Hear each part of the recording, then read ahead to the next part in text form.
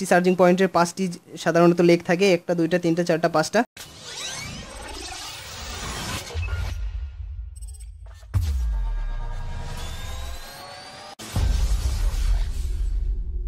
Hey guys, আমি আলাম হোসেন, আর আপনাদের সেই মুহূর্তে Sunny point YouTube channel present. So guys, আপনারা অবগত আছেন যে আমি বেশ কিছুদিন ধরে আমার ইউটিউব চ্যানেলে মোবাইল রিপেয়ারিং এর ভিডিও টিউটোরিয়াল আপলোড করে যাচ্ছি। অ্যাকচুয়ালি আপনাদের কাছ থেকে আমি বিভিন্ন সময় বিভিন্ন ধরনের কল ফোন পেয়ে থাকি, অনেকে প্রবলেমের কথা বলেন। সো আমি সবসময় ট্রাই করি আপনাদের সেই প্রবলেমটির সামনে রেখে ভিডিও টিউটোরিয়াল আপলোড করার। গাইস, বেশ কিছুদিন ধরে আমাকে অনেকেই কমেন্ট করতেছিল যে ভাই, অনেক সময় আমাদের কাছে এই ধরনের ফোন আসে যে চার্জিং কানেক্টরের যে এখানে প্রিন্ট আছে, এই যে প্রিন্টগুলো আছে, এই প্রিন্টগুলো সহ চার্জিং কানেক্টর উঠে যায়। তো সেক্ষেত্রে এখানে আমরা নতুন করে চার্জিং কানেক্টর সেট আপ করতে পারি না। তো এখন আমরা কিভাবে সেই প্রবলেমটি খুব অল্প সময়ের ভিতরে সলভ করে নিতে পারি? গাইস, আমরা যদি মোবাইলের মাদারবোর্ডের দিকে তাকাই, তো সেক্ষেত্রে আমরা এ ধরনের কিছু চিহ্ন দেখতে পাই, কিন্তু আমরা অনেক টেকনিশিয়ান এই চিহ্নগুলো কেন দেওয়া হয়েছে এগুলো জানার কখনোই আগ্রহ বোধ করি না, অথবা জানার চেষ্টা করি না এবং জানি না।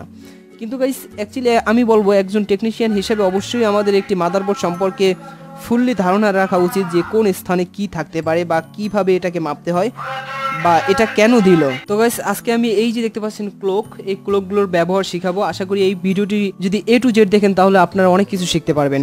গাইস, আমরা যদি আরও দুই একটি মাদারবোর্ড আনি তাহলে সেক্ষেত্রে দেখতে পারবেন এখানে কিছু ক্লক দেওয়া হয়েছে, আরও বিভিন্ন ধরনের। অ্যাকচুয়ালি প্রত্যেকটা মাদারবোর্ডে এই ধরনের ক্লক থাকে, আপনারা যদি ফলো করেন। এই যে ক্লক, এগুলোকে ক্লক বলা হয়। তারপর আমি যদি আরেকটা মাদারবোর্ড আনি, তো সেক্ষেত্রে গাইস দেখতে পাচ্ছেন এখানে ক্লক। সো এই ক্লকগুলো কেন দেওয়া হলো আজকে এটাই আমরা জানবো, এবং কিভাবে আমরা এইটা ধারা অনেক বড় ধরনের প্রবলেমও সলভ করে নিতে পারি। গাইস, অনেক সময় দেখা যায় যে আমাদের যখন চার্জিং কানেক্টর উঠে যায়, তো সেক্ষেত্রে আমরা করি কি, চার্জিং আইসি থেকে পজিটিভটা নিয়ে আসি এবং গ্রাউন্ড থেকে একটি লাইন দিয়ে দিই। তো সেক্ষেত্রে আমাদের চার্জিং আইসি প্রবলেমটি সলভ হয়ে যায়।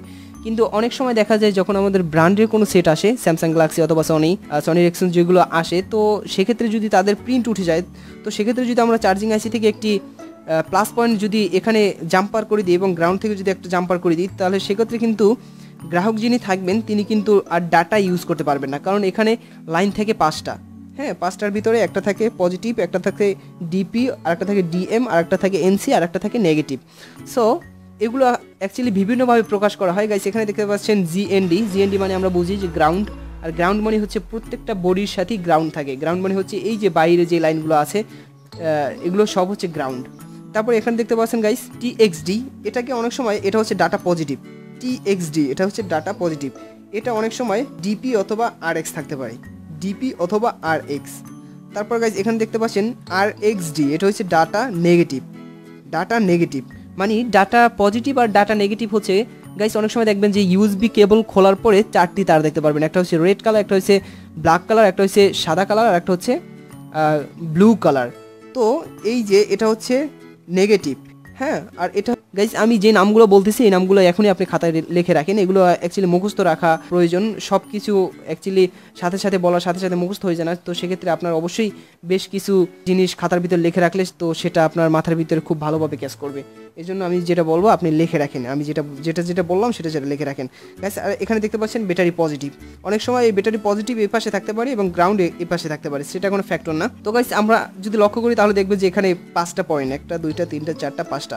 তো এ ধরনের কাজ যদি থাকে যে এখানে যে ডিএম অথবা ডিপি এগুলো যদি না থাকে, কানেক্টিভিটি এটার সাথে যদি না থাকে, তো সেক্ষেত্রে কিন্তু আমাদের কখনোই ফ্ল্যাশ দিতে পারবো না মোবাইলে। তো আমরা যদি ফ্ল্যাশ দেই, তো সেক্ষেত্রে আমরা কিন্তু এখান থেকেই ফ্ল্যাশ দিতে পারি। এখানে যদি আমরা ওই যে কেবলের তারটা যদি কেটে এখানে একটার সাথে লাগিয়ে তারপর যদি আমরা কানেক্ট করি কম্পিউটারের সাথে, সেক্ষেত্রে কিন্তু এখান থেকেই আমরা ফ্ল্যাশ করে নিতে পারি।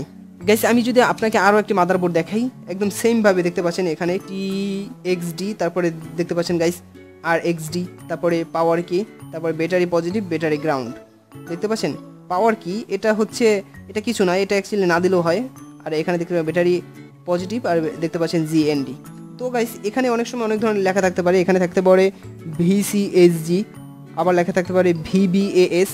তো এগুলো অনেক ধরনের লেখা থাকে। গাইস এখন আমরা শিখাবো যে কিভাবে আপনারা বুঝবেন যে পিনগুলো ঠিক আছে। আর এখানে পিনগুলো অনেকে আমরা মাপতে পারি না যে এখানে কোনটায় কত মান পাবো, তো এখান থেকে আমি মেপে দেখাচ্ছি অ্যাকচুয়ালি আমরা কিভাবে বুঝবো যে চার্জিং কানেক্টরে এই পয়েন্টগুলো ঠিক আছে। তো আমরা তো জানলাম যে এখানে যে চার্জিংয়ের সেন্টারগুলো আছে সেই সেন্টারগুলোকেই এখানে দেওয়া হয়েছে। তো এখন আমরা মেপে দেখবো যে এখানে আমরা কিভাবে বুঝবো। তো আমরা ক্যামেরাটাকে নিচে নামিয়ে দিচ্ছি। প্রথমেই গাইস আমরা যেটা করব, মাল্টিমিটারের বাজার মুটি নিয়ে যাব। বাজার মুটি নিয়ে গেলাম, মাল্টিমিটার দেখতে পাচ্ছেন এখানে 1 লেখা আছে। ওকে, তারপর আমরা এখন চেক করব। প্রথমে গ্রাউন্ড চেক করি, একটি গ্রাউন্ডের সাথে রাখি, গ্রাউন্ডে রাখার পরে এখানে গ্রাউন্ডে দিই। গাইস শুনতে পারতেছেন কিনা জানি না, এখানে কন্টিনিউটি হচ্ছে। আমার মাউথ স্পিকটা অ্যাকচুয়ালি অনেক উপরে, তাই শুনতে পারতেছেন কিনা আমি জানি না। তো আমি আবারও দেখাচ্ছি, এটা হচ্ছে গ্রাউন্ড। তারপর হচ্ছে টিএক্স, ডাটা পজিটিভ চেক করতে গেলাম। গাইস দেখতে পাচ্ছেন এখানে রিডিং আছে 618 মতো, 618 মতো। তো আমরা এখনই খাতায় লিখে রাখুন যে আমরা যখন টিএক্সডি চেক করব তখন আমাদের এখানে 200 থেকে 800 ওহম রেঞ্জের ভিতর থাকবে, 200 থেকে 800। আমি আবার দেখাচ্ছি, গাইস দেখতে পাচ্ছেন 619-এর মতো অথবা 618, যাই হোক না কেন। এখানে আমরা জানি 200 থেকে যদি 800-এর ভিতরে যদি থাকে তাহলে আমরা বুঝবো যে এই লাইনটি ঠিক আছে। হ্যাঁ, তারপর পরেরটা সেমই থাকবে, 200 থেকে 1800 ওহম রেঞ্জের ভিতরে থাকবে। গাইস দেখতে পাচ্ছেন এখানে 617 আর এখানে ছিল 618। তো এক্ষেত্রে কোনো প্রবলেম নাই। আর অনেক সময় এই যে দেখতে পাচ্ছেন পন, এটাকে এনসি দ্বারা অনেক সময় প্রকাশ করা হয়। তো এখানে যদি আমরা রাখি, তো গাইস দেখতে পাচ্ছেন এখানে কিন্তু কোনো মান দেখাচ্ছে না। এটা অ্যাকচুয়ালি অনেক সেটে মান দেখায়, অনেক সেটে মান দেখায় না। তো এটা কোনো প্রবলেম না, এটা আমাদের প্রয়োজন নেই আপাতত।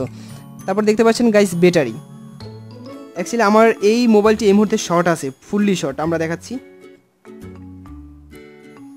দেখতে পাচ্ছেন এখানে পুরো কন্টিনিউটি হচ্ছে, তার মানে আমরা বুঝলাম এই মোবাইলটি পুরো ফুললি শর্ট। আর এখানে মানটা যে থাকবে, আমরা এখানে ধরার পরে মান আসবে এখানে 600 থেকে 1400-র মতো মান আসবে। যদি 600 থেকে 1400-র মতো মান আসে তো সেক্ষেত্রে আমরা বুঝবো এটা হচ্ছে ব্যাটারির মানে চার্জারের, আমরা যখন চার্জার পুটের পজিটিভ লাইন। গাইস এখানে যদি লক্ষ্য করেন তাহলে এখানে আমি একটি চার্জিং পয়েন্ট এঁকে রাখছি। একটি চার্জিং পয়েন্টের 5টি সাধারণত লেখ থাকে, 1টা 2টা 3টা 4টা 5টা। তো একটি হচ্ছে এটা হচ্ছে পজিটিভ আর অপর পৃষ্ঠে থাকে হচ্ছে নেগেটিভ। মানে এ পাশে যদি পজিটিভ থাকে তো এক্ষেত্রে এ পাশে থাকবে নেগেটিভ। গাইস অনেক সময় এই যে আমি ক্লোকগুলো দেখালাম এই কিছুক্ষণ আগে, তো পজিটিভের ক্লোক অনেক সময় ভিসিএসজি অথবা ভিবিএএস দ্বারা প্রকাশ হতে পারে। গাইস এটা যদি আমরা মাপতে যাই তো সেক্ষেত্রে আমরা 600 থেকে 1400 ওহম রেঞ্জের মতো পাবো। তারপর নেক্সট যেটা আছে পজিটিভের পাশে যেটা থাকবে সেটা হচ্ছে ডিপি অথবা আরএক্স। এটা অনেক সময় ডিপি লেখা থাকে ক্লোকের উপরে, এইমাত্র যে ক্লোকগুলো দেখালাম এই ক্লোকের উপরে অনেক সময় ডিপি অথবা আরএক্স থাকতে পারে। এটা যদি আমরা মাপতে যাই তো একটা হচ্ছে পজিটিভে রাখবো আর একটা হচ্ছে গ্রাউন্ডের সাথে রাখবো। তো গ্রাউন্ডের সাথে রাখলে আমরা এখানে 200 থেকে 800-এর মতো ওহম রেঞ্জ পাবো। তারপর পরেরটা যেটা আছে এটা হচ্ছে ডিএম অথবা টিএক্স। এটা যখন আমরা মাপতে যাব তো সেক্ষেত্রে আমরা এটাও সেমভাবে 200 থেকে 800-এর মতো ওহম রেঞ্জ পাবো। তারপর চতুর্থ নম্বর যে লেখটা আছে এই লেখটি অনেক সময় এন অথবা সি দ্বারা প্রকাশ পায়। এটা হচ্ছে এটার সাথে কোনো কানেক্টিভিটি থাকে না, আবার অনেক সেটের ক্ষেত্রে কিছুটা থাকে। তো এখানে আমরা যদি থাকে যেই সেটগুলো কানেক্টিভিটি থাকবে তো সেক্ষেত্রে আমরা সেখানে 300 থেকে 800 ওহম রেঞ্জের মতো পাবো। ঠিক আছে, তারপরে একদম লাস্টে যেটা আছে এটা তো একদম গ্রাউন্ড মানে বডির সাথে সেট আপ করা। গাইস আপনারা অবশ্যই এই যে চারটা আমি করলাম এই চারটা অবশ্যই করে রাখবেন, কারণ এই চারটা যদি করে রাখেন আপনি যদি এটাকে দেখেন তো সেক্ষেত্রে কিন্তু আপনার মাথার ভিতরে এটা ভালোভাবে ক্যাচ করবে। গাইস আজকে ভিডিওটি জাস্ট এতটুকুই ছিল, আর সামনের পর্বে আলোচনা করব। এখানে দেখতে পাচ্ছেন সিম কানেক্টর অনেক সময় ডিসকানেক্ট হয়ে যায়, ইনসার্ট সিম ওঠে, তো সেক্ষেত্রে এখানে দেখতে পাচ্ছেন কিছু ক্লোক, এই ক্লোকগুলো আমরা কীভাবে ব্যবহার করতে পারি সেই ভিডিও টিউটোরিয়াল আপনাদের কাছে শেয়ার করবো। সো এই জন্য আমার ইউটিউব চ্যানেলটি অবশ্যই আপনারা সাবস্ক্রাইব করে রাখবেন, আর যারা অলরেডি সাবস্ক্রাইব করে নিয়েছেন তাদেরকে কনগ্রাচুলেশন। গাইস ভালো থাকুন, সুস্থ থাকুন, পরবর্তী ভিডিও দেখার আমন্ত্রণ জানিয়ে আজকে এখানে বিদায় নিচ্ছি। আল্লাহ হাফেজ।